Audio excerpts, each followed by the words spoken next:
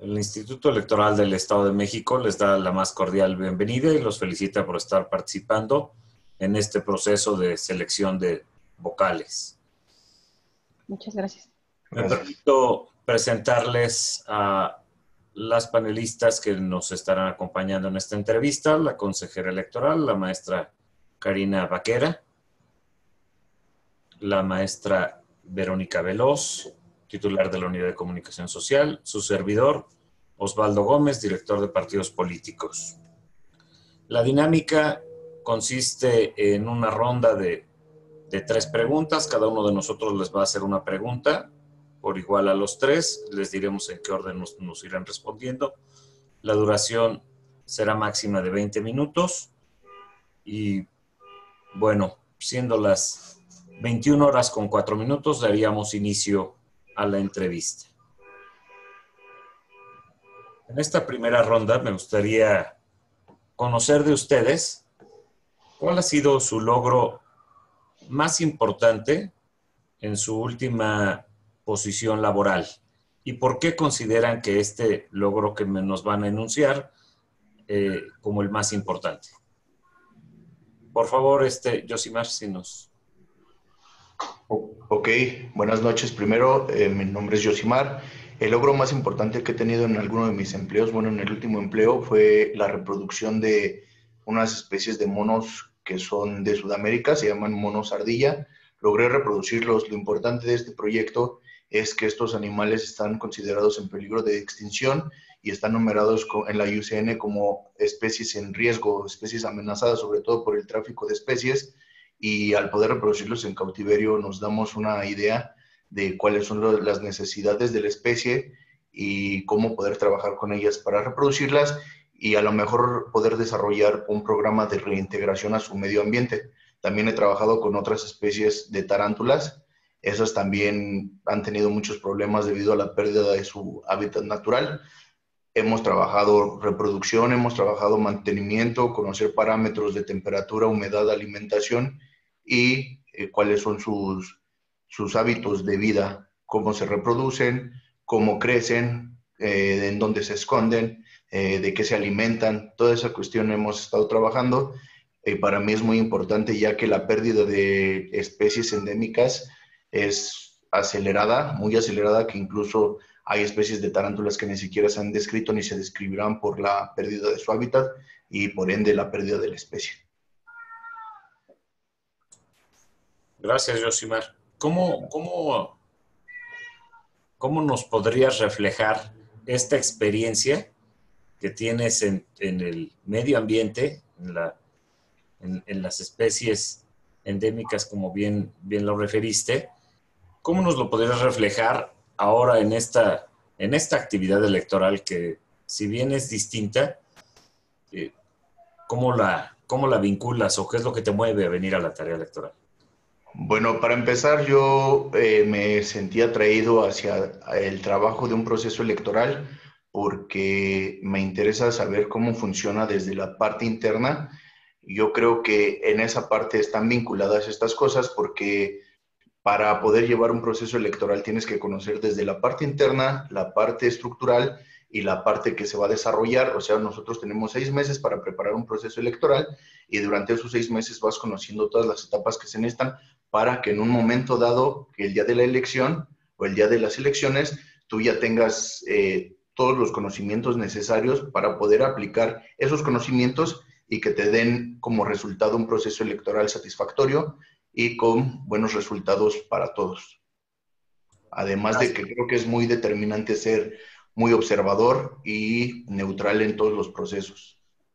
Gracias, Yosimar. De nada. Por favor, Nelly, si nos hicieras favor de explicarnos tu postura. Ok, buenas noches a todos nuevamente. Mi mayor logro, bueno, fue en el proceso electoral pasado, en la elección de ayuntamientos. Fue un proceso un poco complicado en cuanto a, hubo ciertos roces con el vocal ejecutivo del INE en cuanto a los mecanismos de distribución del material electoral. Si bien es cierto que a ellos les toca esa parte y a nosotros la otra mitad, el vocal ejecutivo se empeñaba en hacer la situación solamente para el Instituto Nacional Electoral. Es decir, que el Consejo Municipal en el que yo participaba no se hiciera presente. Fue muy tajante. Fue de yo voy a hacerlo y yo voy se va a hacer como yo lo digo o como yo lo dicto, porque así tiene que ser. Pero no nos daba una base o un fundamento. Esa fue una. Otra situación fue que él no quería que se instalara una casilla más que era necesaria. Sin embargo, la peleamos como Consejo Municipal y logramos que se instalara una casilla más en la sección 575. Ese podría ser uno de mis mayores logros en mi último empleo, ya que fue hasta este momento en el que participé. ¿Qué labor tenías ahí, Nelly? Yo era la vocal ejecutiva. Ok. Oye, Nelly, y obviamente todo esto ibas de la mano con el área de organización y con los enlaces. Así es. Sí, tuvimos que trabajar obviamente todos en equipo, junto con el consejo, buscando el apoyo de los representantes de partido y de los consejeros electorales para llegar a mediar, porque a final de cuentas nosotros somos mediadores. No nos podemos poner de parte ni de partidos políticos ni de parte del Instituto Nacional Electoral, del INE. O sea, aquí nosotros tenemos que defender nuestra postura como Instituto Electoral del Estado de México, pero con fundamentos. Explicar el porqué de la necesidad de una casilla o explicar el porqué la necesidad de trabajar de manera conjunta y no de manera separada. Para sacar, a final de cuentas, el objetivo es el mismo, es sacar la elección de la manera más limpia y de la manera que tenga certeza y legalidad, que es lo que nos pelean mucho los ciudadanos. Y si nosotros, que somos mediadores, nos comenzamos a pelear, pues qué certeza o qué legalidad le podemos dar a la ciudadanía. Gracias, Nelly, muy amable. Guadalupe, por favor. Buenas noches. Bueno, mi último empleo fue como responsable de área en el INEGI. En este caso, bueno, yo creo que fueron dos logros importantes para mí, ya que como responsable de área me correspondió dar el curso de capacitación a los supervisores y en este caso a los encuestadores. Mi área estaba compuesta de 5 supervisores, pero a mí me correspondió dar el curso a todos los supervisores que correspondían a mi jefe municipal. En este caso, pues fue un logro, bueno, para mí fue un reto porque, pues bueno, transmitir conocimientos a las personas adultas, pues sí es como un poco complicado, en el sentido de que yo estuve en curso pues 2 meses y a lo mejor dar o transmitir todos esos conocimientos en 2 semanas que dura aproximadamente la capacitación, pues sí, para mí fue un reto el poder transmitir esos conocimientos y que al final del día me pudieran entender lo que yo les estaba tratando de decir. Así como también darles curso a los entrevistadores, que en mi área eran 50. Entonces, para mí ese fue uno de los mayores logros. Y el otro reto o logro que tuve fue que estuvimos trabajando para el levantamiento del Censo de Población y Vivienda. Desgraciadamente, bueno, pues fue en los meses de febrero y marzo, que fue cuando inició la pandemia. Entonces fue una actividad maratónica el hecho de poder terminar, por lo menos a finales del mes de marzo, concluir todo el levantamiento, toda la zona que teníamos, porque ya se nos venía el tiempo encima y porque, bueno, por decreto presidencial, se cancelaron todas las actividades censales. Entonces, en este caso, el INEGI tuvo que parar o cancelar o poner una fecha límite para poder realizar el censo. En este caso, pues fue un esfuerzo no nada más mío, fue de toda el área, de los supervisores, de los entrevistadores, pero que se llevó a buen puerto. O sea, esto significa que pues al final del día, como equipo, logramos la meta que se nos había impuesto. Muchas gracias, Guadalupe. Por favor, a la consejera electoral, Karina Baquera. Gracias, licenciado Osvaldo. Yosimar, Nelly, Guadalupe, bienvenidos. Yosimar, ¿has participado ya en procesos electorales? No solo he participado en el INEGI, también fui supervisor de área. En el INE no he participado ni en el IEM.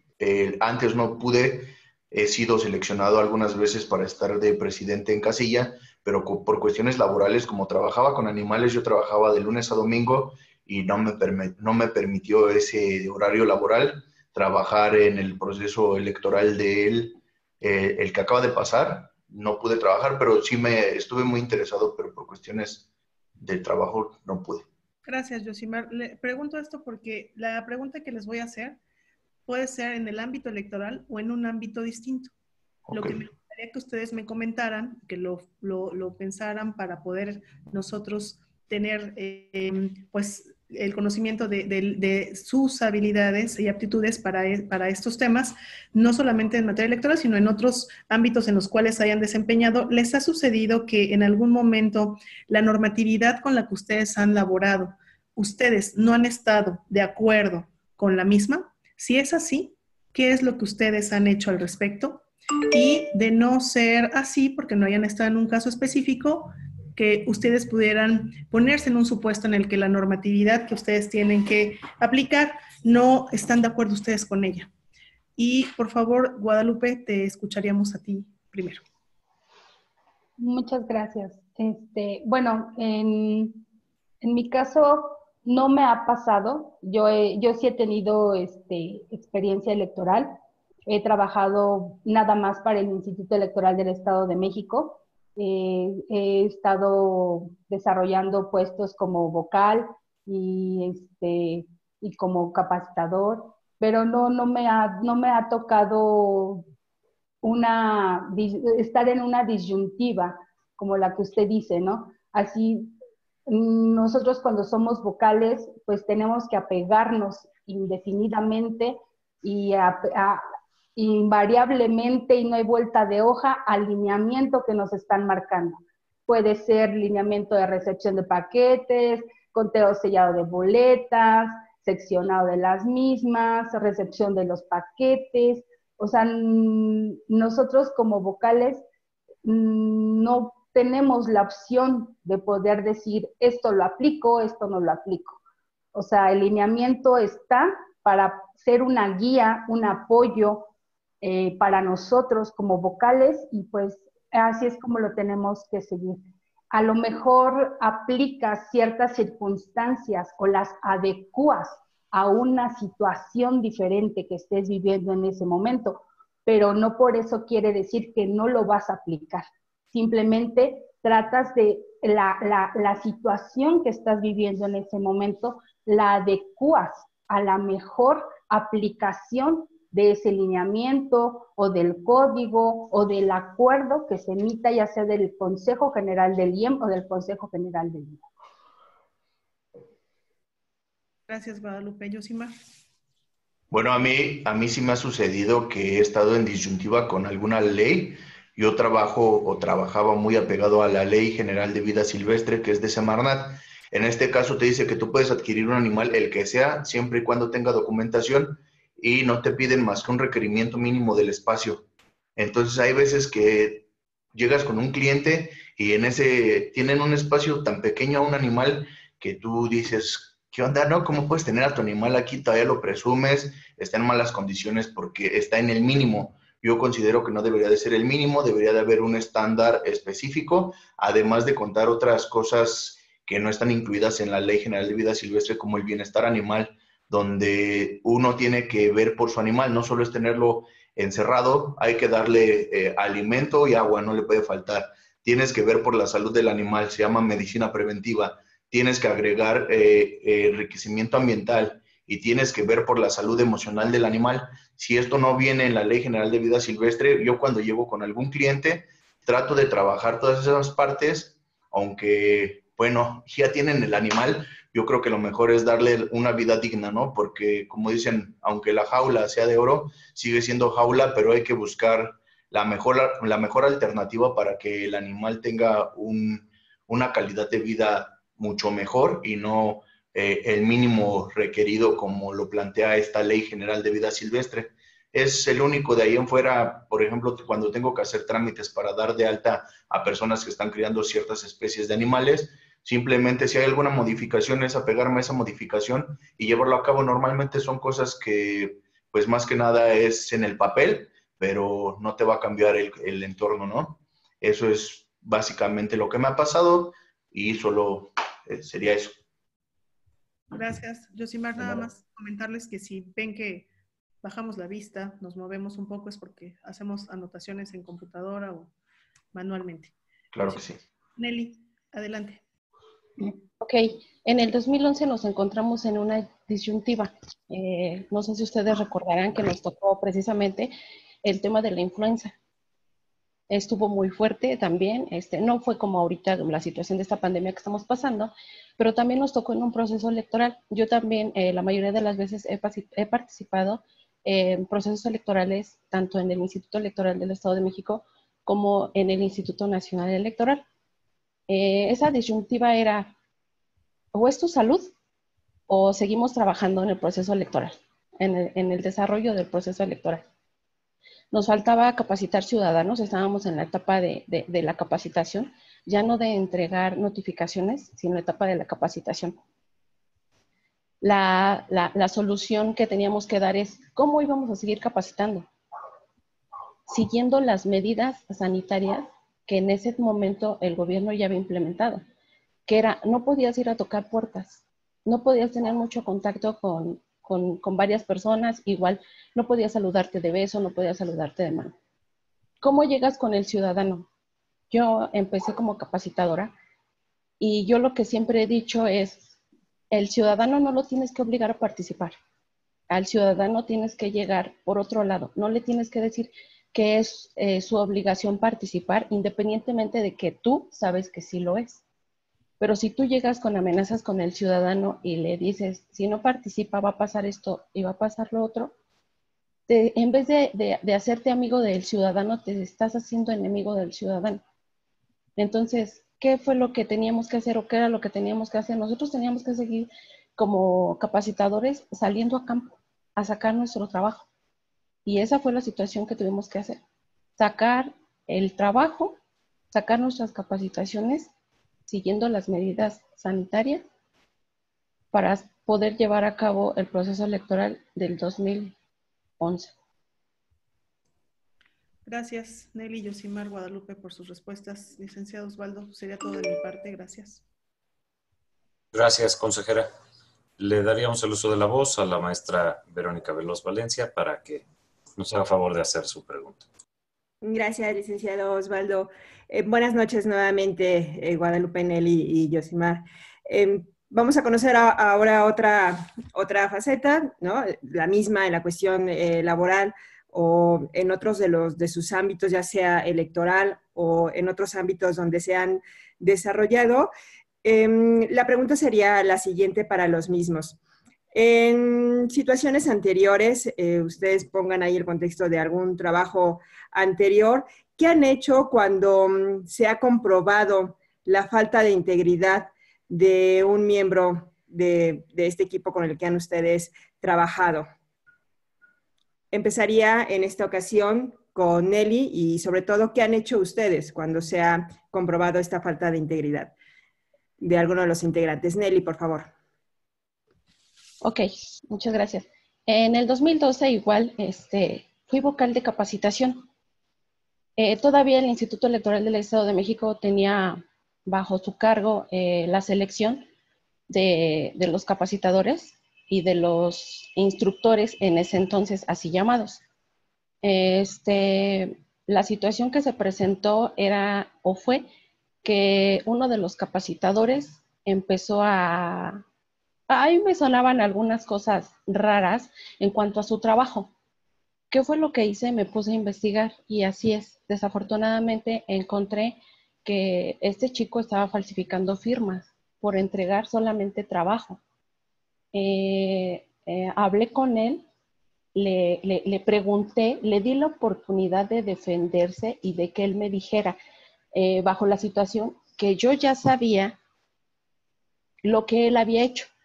¿Por qué? Porque a mí se me hacía muy rara la situación de que sus cargas de trabajo las entregaba lo doble de lo que los demás, siendo que la sección que le tocó o en ese caso, o en ese entonces el área de responsabilidad que le había tocado era un poco difícil de trabajar, porque yo ya anteriormente había estado como capacitadora en 2 procesos anteriores. Entonces dicen, uno simplemente va conociendo la forma en la que tú trabajas y la forma en la que tus demás compañeros trabajan porque te pones a escuchar sus experiencias. Entonces, siendo así, basándome en eso, fui a visitar al azar a 10 ciudadanos y resulta que los ciudadanos, de esos 10 ciudadanos, los mismos 10 ciudadanos que le dijeron que no podían participar y le dieron sus razones, siendo que algunos de esos ciudadanos ya habían, según el capacitador, ya habían sido hasta capacitados, cuando el ciudadano desde un inicio no aceptó la notificación.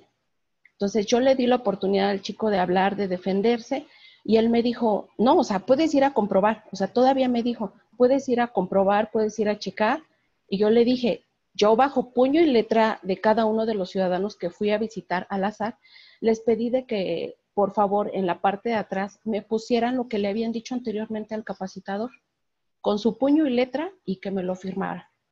Con esa prueba, yo encaré al capacitador y le dije, a ver, ¿qué está pasando aquí? O sea, tú me dices una cosa, pero yo aquí te lo estoy demostrando con pruebas. Entonces le tuve que dar parte en ese entonces a la directora de capacitación sobre esta situación. Gracias, Nelly. Les doy la palabra a Guadalupe. Buenas noches. Bueno, yo también he tenido experiencias similares como la de Nelly, pero bueno, ya tocó el tema, voy a tomar un tema diferente. No he tenido a lo mejor la experiencia de poder encontrar una persona que no tenga, como usted dice, esa integridad, pero sí que a lo mejor cometa alguna falta que no podría ser tan grave. Vamos a suponer como a lo mejor no cumplir con la obligación de entregar a lo mejor un escrito en tiempo y en forma. Voy a poner un ejemplo, no voy a decir el año del proceso porque si no van a decir de quién estoy hablando y más porque esto lo van a publicar. En algún proceso yo fui vocal de capacitación, fui vocal de ejecutiva y mi vocal de capacitación, obviamente la dirección de capacitación que era en ese entonces, dirección de capacitación, emitía los lineamientos. Los lineamientos son claros. Dice tal día entregas un oficio, tal día entregas esto, tal día se entregas el otro. Es clarísimo. Y ella desgraciadamente no los veía y no sabía cuándo tenía que entregar esta documentación o cuándo tenía que entregar el reporte. En este caso yo me acerqué a ella y yo le comenté, mira, ¿sabes qué? Hay que leer esto, hay que tener un calendario para que tengas los días y en que tengas que entregar tal reporte, tal oficio, así. La persona pues no me hacía caso, decía que yo le quitaba jerarquía, que yo le quitaba cosas.